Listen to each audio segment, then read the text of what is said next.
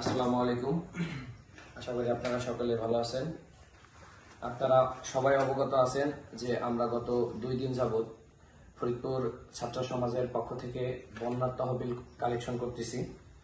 তো শুরু থেকে এখন অবধি আমাদের মোট তহবিল উঠছে 3,16,649 টাকা। আর এইখান থেকে আমাদের খরচ হয়েছে 93,465 টাকা। তো আমাদের মোট টাকা থেকে খরচের টাকা বাদ দিলে এখন আমাদের কাছে এসে দাঁড়ায় 2,25,684 টাকা। এই 2,25,684 টাকা, এই টাকাটা আমাদের কাছে রয়েছে। ইতিমধ্যে আমরা একটি ট্রাক পাঠিয়েছি ফেনীর উদ্দেশ্যে। এই প্রায় 1 লক্ষ টাকার সরঞ্জাম, খাবার, অন্যান্য মেডিসিন সবকিছু পাঠিয়েছি। এবং আরেকটা টিম আমাদের কুমিল্লার উদ্দেশ্যে আমরা আজকে পাঠিয়েছি।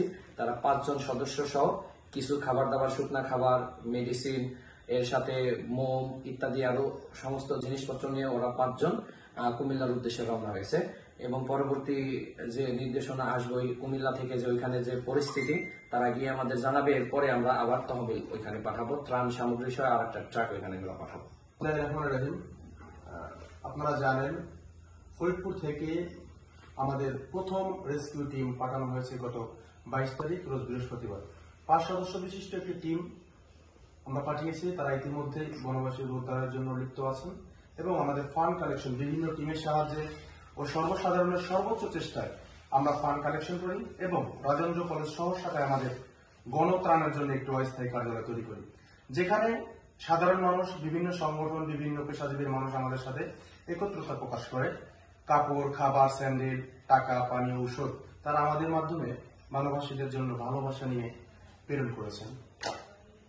আমাদের ত্রাণের প্রথম ট্রাক আমরা 22 তারিখে কিছু মালামাল দিয়ে আমাদের রেস্কিউ টিমের সাথে পাঠিয়ে দিই এবং আজকে শনিবারে আমরা আমাদের ত্রাণের দ্বিতীয় ট্রাক আমরা প্রেরণ করি। আমাদের ফরিদপুর থেকে ফেনীর উদ্দেশ্যে দ্বিতীয় টিমটা আজকে রওনা হয়ে গেছে এবং সন্ধ্যার পরে কুমিল্লার উদ্দেশ্যে কিছু খাবার নিয়ে, সরঞ্জাম নিয়ে আমাদের তৃতীয় টিমটি ইতিমধ্যে কুমিল্লার উদ্দেশ্যে রওনা হয়েছে। তো আপনারা তাদের জন্য দোয়া করবেন, তাদের জন্য সবসময় দোয়া করবেন, তারা যেন সবসময় মানুষের সাথে কাজ করতে পারে এবং আমরা যেন ভালোবাসা নিয়ে মানুষের সাথে কাজ করতে পারি। ধন্যবাদ সবাইকে। তো আমাদের গত কয়েকদিন ধরে যে ফান্ড কালেকশন এবং ত্রাণ বিতরণ কর্মসূচি চলছে, এটা কিন্তু একদম সম্পূর্ণ ট্রান্সপারেন্ট।